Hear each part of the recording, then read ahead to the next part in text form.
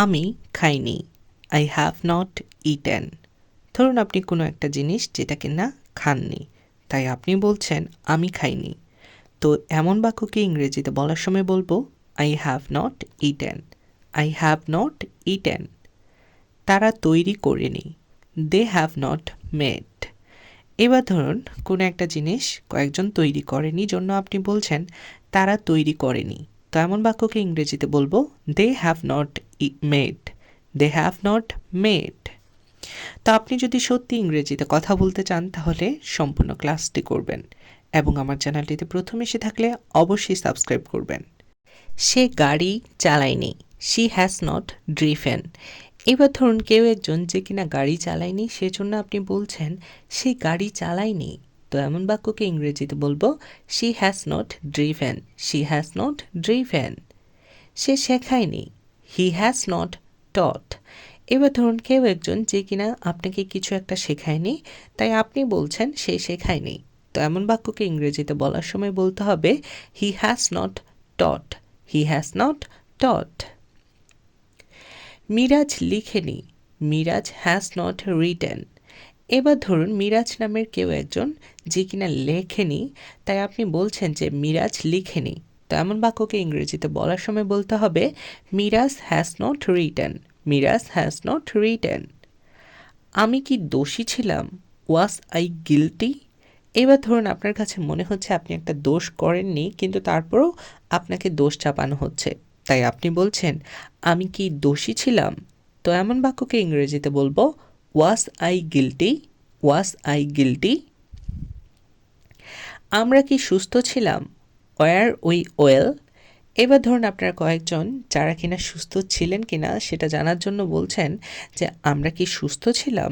তো এমন বাক্যকে ইংরেজিতে বলতে হবে were we well. Were we well. তুমি কি বুদ্ধিমান ছিলে?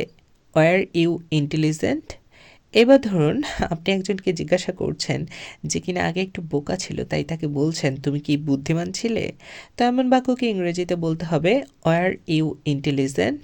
Were you intelligent. সে কি রেগেছিল? ওয়াজ হি অথবা শি অ্যাংরি?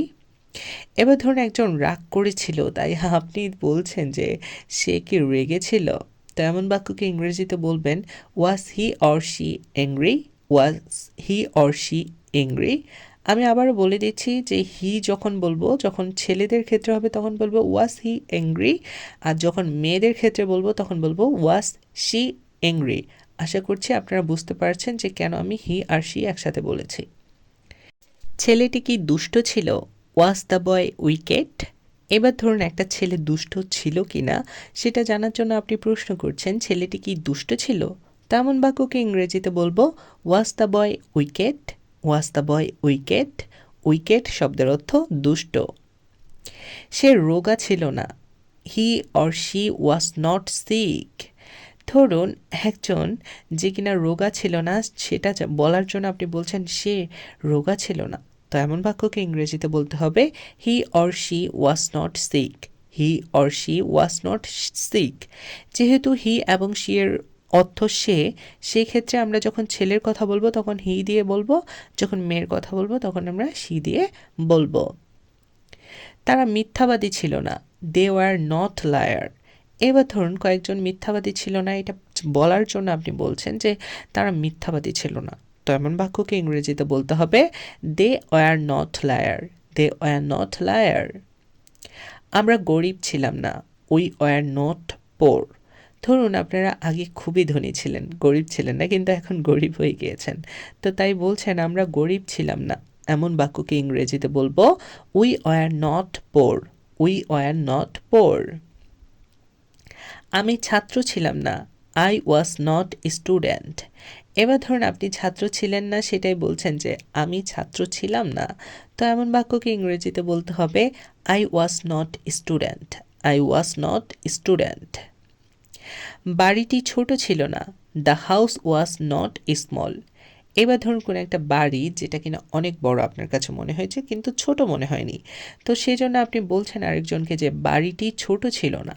এমন বাক্যকে ইংরেজিতে যখন বলবো তখন বলতে হবে the house was not small. The house was not small. Miraj মোটা ছিল না, মিরাজ ওয়াজ নট ফ্যাট।